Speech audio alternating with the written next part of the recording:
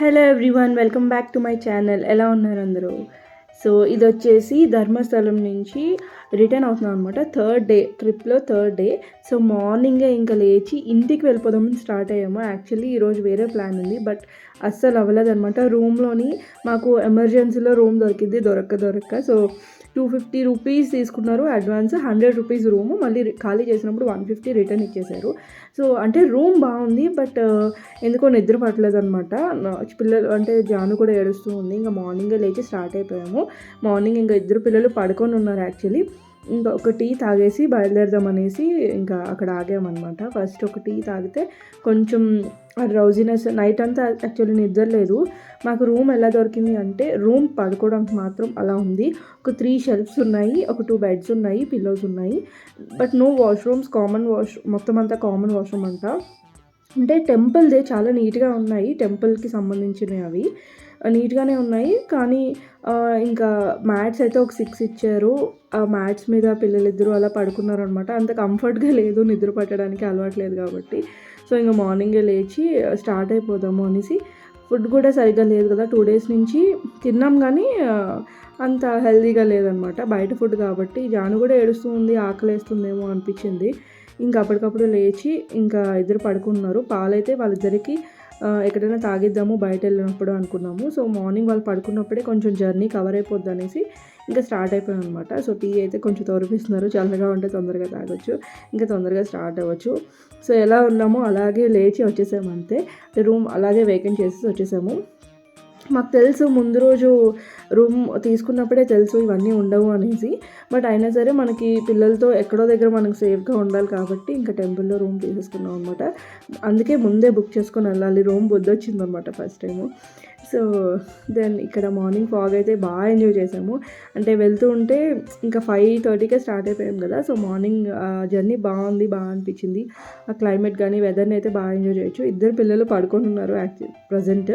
So ఇంకా disturbance లేకుండా హ్యాపీగా కూల్గా ఒక 30 కిలోమీటర్స్, 30 ఏంటి, ఒక 1 అవర్ డిస్టెన్స్ ట్రావెల్ చేసాము. ధర్మస్థలం నుంచి రిటర్న్ బెంగళూరుకి పెట్టామన్నమాట, మ్యాప్లో పెట్టేసుకొని.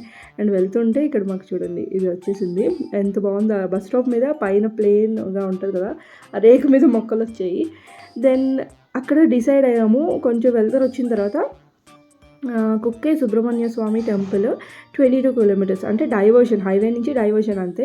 సో ఇంత ట్రావెల్ చేసాం కదా, సరే వెళ్దాము అని అప్పటికప్పుడు డిసైడ్ చేసుకొని వెళ్ళే దారిలోనే, బెంగళూరుకి వెళ్ళే దారిలోనే ఇంకా జస్ట్ రైట్ డైవర్షన్ 22 కిలోమీటర్స్. చాలా పీస్ఫుల్గా వెళ్ళిపోయాం అనమాట. సో ఇంకా పడుకునే ఉన్నారు ఇద్దరు. సో ఇంక చూడండి జాను ఇప్పుడు లేస్తుంది. కార్ ఆపిన తర్వాత యాక్చువల్లీ అక్కడ జస్ట్ 1 అవర్ బాతింగ్కి అండ్ ఫ్రెష్ అప్ అవ్వడానికి రూమ్ అయితే తీసుకోలేదు, బట్ హోటల్లోని అడిగామన్నమాట. జస్ట్ 1 అవర్ కోసం శ్రీకాంత్ వెళ్ళి అడిగొచ్చారు. 1 అవర్ అంటే వాళ్ళు అమౌంట్ తీసుకుంటారు, జస్ట్ ఫ్రెష్ అప్ అవ్వడానికి ఒక 1 అవర్ ఇస్తారు రూము. ఇంకా వెళ్ళి ఫ్రెష్ అప్ అయిపోయి వచ్చేసేయాలి ఫాస్ట్గా, తొందరగా టెంపుల్కి దర్శనం చేసుకోవడానికి. సో స్నానం చేయకుండా అయితే వెళ్ళలేము కదా టెంపుల్కి. సో మార్నింగ్ ఇంకా లగేజ్ అంతా మా దగ్గరే ఉంది కాబట్టి సో వెళ్ళి ఫ్రెష్ అప్ అయిపోయి వచ్చేద్దాం అనుకున్నాము. ఇంకా రిషి అయితే పడుకుంది, జాను లేచింది. ఎలాగో ఎర్లీగానే రీచ్ అయిపోయాము కాబట్టి టెంపుల్ ఇంకా ఓపెన్ అవ్వాలి అంటే మాకు దర్శనంకి ఎలా అవుతుంది, మాకంతా కొత్త కాబట్టి ఫస్ట్ టైం అక్కడ అడిగామన్నమాట ఏ టైంకి ఎలా ఉంది దర్శనం అనేసి. సో ఆల్రెడీ మా ఫ్రెండ్స్ వెళ్ళారు. సో ఇంకా వాళ్ళకి కూడా కాల్ చేసి అడిగాము. సో ఇంకా మేమైతే ఫ్రెష్ అప్ అవ్వడానికి వెళ్ళిపోతున్నాము. ఫస్ట్ అంటే నలుగురం వెళ్ళిపోయి ఇంకా ఫ్రెష్ అప్ అయ్యి వచ్చేసాము అనమాట. ఇలా ఫస్ట్ టైం ఎక్స్పీరియన్స్. అంటే అనుకోకుండా మధ్యలోనే ఇంటికి వెళ్ళిపోదామని చెప్పి ఫ్రెష్ అప్ అవ్వకుండా మళ్ళీ టెంపుల్ దర్శనంకి స్టార్ట్ అయిపోయాము. ఇంత దూరం మళ్ళీ రాలేము ఇంటి దగ్గర నుంచి. ఎలాగో ఇన్ అవర్స్ జర్నీ చేసి ధర్మస్థలం వరకు వచ్చాము. ఇది ఒక టెంపుల్, ఇది కూడా ఫేమస్ టెంపులే కదా అని ఇంకా వచ్చేసాం అనమాట. మళ్ళీ ఫ్రెష్ అప్ అయిపోయి ఇంకా అక్కడే పార్కింగ్ ఎదురుగానే ఇలా ఉందన్నమాట హోటల్ లాగా. సో అక్కడ కొంచెం టిఫిన్ చేసేస్తున్నాము. చెప్పాను కదా ఎక్స్పెక్టేషన్స్ వద్దు, అంటే ఎక్కువ బాగుంటుంది అని లేదు. సో వాళ్ళైతే ఇడ్లీ తీసుకున్నారు. నేను మోస్ట్లీ రైసే ప్రిఫర్ చేస్తాను, కొంచెం తిన్నట్టు ఉంటుంది, ఎలా ఉన్నా తినేయచ్చు అనమాట రైస్. ఈ ఇడ్లీ ఇదంతా నాకు ఇడ్లీ తినబుద్ధి కాదు, అండ్ మిగతావి ఆయిల్ ఐటమ్స్ అసలు మార్నింగ్ కష్టం. అందుకే నేను రైస్ వేసేసుకున్నాను. అండ్ రిషికి ఇడ్లీయే పెట్టాను అనమాట మార్నింగ్. అదే బెస్ట్ యాక్చువల్లీ, పిల్లలకి బయటకు వెళ్ళినప్పుడు ఇడ్లీ తినడమే బెస్ట్ అనిపిస్తుంది. సో బట్ నాకు తినబుద్ధి అయ్యేది అంతే. సో నేను రైస్తో పెట్టేసుకున్నాను. దెన్ ఇక్కడైతే ఇంకా ఫ్లవర్స్, కొబ్బరికాయలు ఇదంతా ఉంటుంది కదా.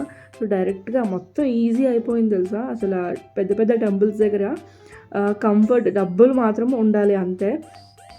ఎక్కడికక్కడ మనకి అన్నీ ఉంటాయి, అన్నీ ప్యాక్ చేసి అంతా.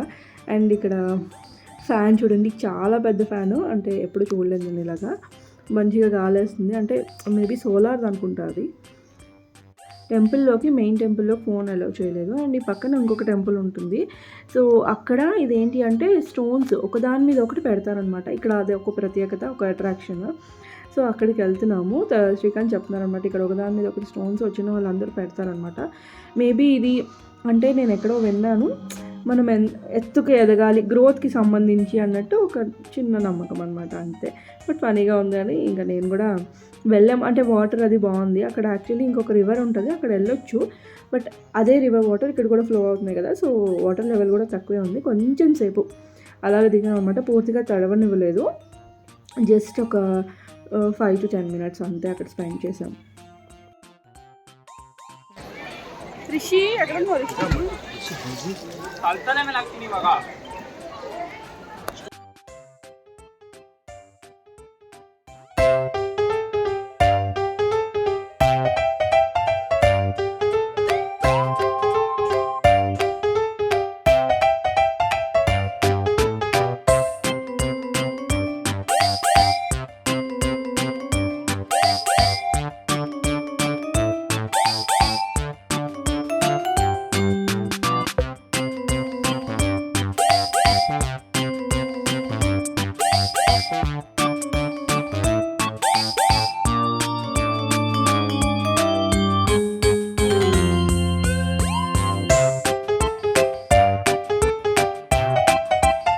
ఒక్కసారి వాటర్లో దిగితే మళ్ళీ అసలు రాబుద్ది అవ్వదు కదా. నాకు కూడా అలాగే అయిందండి. పిల్లలు అస్సలు వదలట్లేదు, ఇంకో 5 minutes. రిషి అయితే ఇంకా అక్కడే ఉండిపోతుంది అనమాట వదిలితే. దాన్ని ఇక్కడ చూడండి, ఆ కార్నర్కి కూడా వదలలేదు, అంటే లైన్గా ఇంకా ఒకదాని మీద ఒకటి పెడుతూనే ఉన్నారు. ఇది ఎంత బాగుంది కదా. సో ఎవరో పెట్టారు. సో నేను కూడా పెట్టడానికి కొన్ని ట్రై చేశాను అనమాట, ఒక 3-4 అలా పేర్చాను. బట్ పిల్లలతో అవ్వలేదు. గజిబిజి జాను అసలు దిగిపోతానని చూడండి, అస్సలు రావడానికి ఇష్టపడట్లేదు బయటికి. దాన్ని ఇంకా ఎలాగో బయటకు వచ్చేసి దర్శనం చేసుకొని ఆన్ ది వే మళ్ళీ ఇది వాటర్ ఫాల్స్. అంటే చిన్న చిన్న వాటర్ పైనుంచి కొండ మీద నుంచి పడుతూ ఉంటాయి కదా, ఆన్ ది వే అలా ఉంటే జస్ట్ అక్కడ ఆగామంతే, జనాలు ఉండ దగ్గర. సో ఉన్నారు ఆల్రెడీ. సో మేము కూడా అట్లా ఆగి ఒక 2 minutes అంతే, ఎక్కువసేపు కాదు. ఎలాగో టెంపుల్ దర్శనం అయిపోయింది మార్నింగే. సో ఇంకా మళ్ళీ ఇంటికే కదా, మెల్లిగా వెళ్ళిపోవచ్చు, డే టైమే కదా journey, so no problem. So ఇంకా అలా టైం స్పెండ్ చేసుకుంటూ వెళ్ళిపోతున్నాము. యాక్చువల్లీ నాకంత ఇంట్రెస్ట్ లేదు, బికాజ్ అప్పటికే నాకు ఒకటి వామిట్ అయిందనమాట. సో నేను కొంచెం డౌన్ అయ్యాను. సో జనం ఎత్తుకుని ఉన్నాను, ఇంకా వాళ్ళిద్దరు వెనక్కున్నారు అనమాట. మళ్ళీ ఇంకా స్టార్ట్ అయ్యి వెళ్ళిపోవడమే అంతే. ఇంటికి వెళ్ళేసరికి ఎంత టైం అవుతుందో. కార్ సెక్షన్ అయితే ఒక 1 hour ఉంటుంది. రిటర్న్ వచ్చినప్పుడు అంతేం అనిపించలేదు యాక్చువల్గా చెప్పాలంటే. సో కార్ సెక్షన్ అయిన తర్వాత ఇది ఒక డేంజరస్ ప్లేస్లోకి ఎంటర్ అయ్యామన్నమాట. అంటే నేను చూసింది ఇది ల్యాండ్ స్లైడింగ్ అంతా అవుతుంది ఇక్కడ. ఆ కొండ అంటే వర్షం పడితే ఇంకా అలా అలా పోతుంది. అలా అదే రోడ్లోని ఒక 1/2 hour జర్నీ చేసుకుంటాము. మేము వెళ్ళినప్పుడు ఏం అవ్వలేదు కానీ. సో అట్లా చూడండి, చెట్లు అన్నీ పడిపోయి ఉన్నాయి. ఒకే ప్లేస్లో కాదు, మేము వెళ్తున్న ఒక 1/2 hour డిస్టెన్స్ ఎంతైతే ట్రావెల్ చేసామో అదంతా కూడా అలాగే ఉంది. తర్వాత ఇంకా లంచ్ చేయడానికి ఆగాము. ఒక 2:30 అలా అయినట్టుంది. అంటే ముందంతా ఇంకా కార్లో పడుకున్నారు అనమాట మళ్ళీ ఇద్దరు పిల్లలు. సో వాళ్ళు లేచిన తర్వాత ఇంకా ఆగాము. అండ్ ఈ రెస్టారెంట్ అయితే చాలా బాగుంది. ఇది హైవేలోనే ఉంది. ఆన్ ది వే బెంగళూరుకి వెళ్తుంటే హైవేలో ఉందన్నమాట. అంబియన్స్ అంతా చాలా బాగుంది. బట్ మేమైతే అంటే మేము అనుకోకుండా వచ్చిందనమాట. ఇంకా ఆన్ ది వే ఏదో ఒకటి చాలా ఆకలేసింది. పిల్లలు మధ్యలో ఆపి తింటే వాళ్ళు ఎగుస్తారు. ఇంకా వాళ్ళు లేచిన తర్వాత తింటున్నాం అనమాట. మళ్ళీ ఇడ్లీ, జానుకైతే రిషి అయితే నూడిల్స్ ఏదో కావాలన్నది. అండ్ నేను సింపుల్గా ఫ్రైడ్ రైస్ ఆర్డర్ ఇచ్చాము అంతే. ఏదో ఒకటి తినాలి కాబట్టి తినేసాం అంతే, హెవీగా కాకుండా. సో తనకైతే నూడిల్స్ చాలా నచ్చాయి అండ్ టేస్ట్ అయితే చాలా బాగుంది. ఇది స్కై బర్డ్ అనుకుంటా, sky birds, I love sky birds అని వస్తాయి చూడండి. సో అంబియన్స్ మాత్రం అదిరిపోయింది అండ్ చాలా బాగుందన్నమాట. టేస్ట్ కూడా ఫుడ్ వైజ్ అంతా బాగుంది. కొంచెం కాస్ట్లీనే చెప్పాలంటే. So I love sky bird. So sky bird బాగుంది. చూడొచ్చు ఆన్ ది వే ఎవరైనా వెళ్తే అయితే ఆ రోడ్లోని ఇది హోటల్ అయితే బాగుంది. దెన్ ఇంకా ఇంటికి వచ్చిన తర్వాత ఈవినింగ్ 6:30 అలా అయినట్టుంది. రీచ్ అయిపోయాము ఇంటికి. ఇంకా వచ్చిన వెంటనే మా లగేజ్ చూడండి కార్లో ఎంత ఉందో అంటే బాస్కెట్ నిండా నిండిపోయి ఇంకా ఉన్నదనమాట. తీసుకొస్తూ ఉన్నారు. సో ఫస్ట్ అయితే పాలు తీసేసుకున్నాను. మా ఇంటి దగ్గర పాలు తీసుకుంటాము. సో మెయిన్ కాబట్టి అది తీసుకున్నాను. సో మరగబెట్టేస్తున్నాను అనమాట. అండ్ వచ్చిన వెంటనే ఏవైతే క్లోత్స్ ఉంటాయో అవన్నీ వాషింగ్ మిషన్ ఆన్ చేసేసాను. అంటే ఎనర్జీ డౌన్ అయ్యింది, బట్ అయినా సరే నెక్స్ట్ డే చాలా పని అయిపోతుంది. సో ఇప్పుడే వాషింగ్ మిషన్లో వేసేస్తే కొంచెం శ్రీకాంత్ కూడా హెల్ప్ చేస్తారు కాబట్టి ఎలాగో టైం ఎక్కువ అవ్వలేదు, 6:30 అయింది కాబట్టి కొంచెం పనులు ఫినిష్ అయిపోతాయి. జానుకి టీవీ వేసి కూర్చోబెట్టాను, ఇంకా అలా చూస్తుందనమాట. సో చూడండి, అంటే అంత స్ట్రెయిన్ ఏం అనిపించలేదు, హడావిడిగా ఏం రాలేదు కదా, ఆగి ఆగి వచ్చాం కాబట్టి పర్వాలేదు.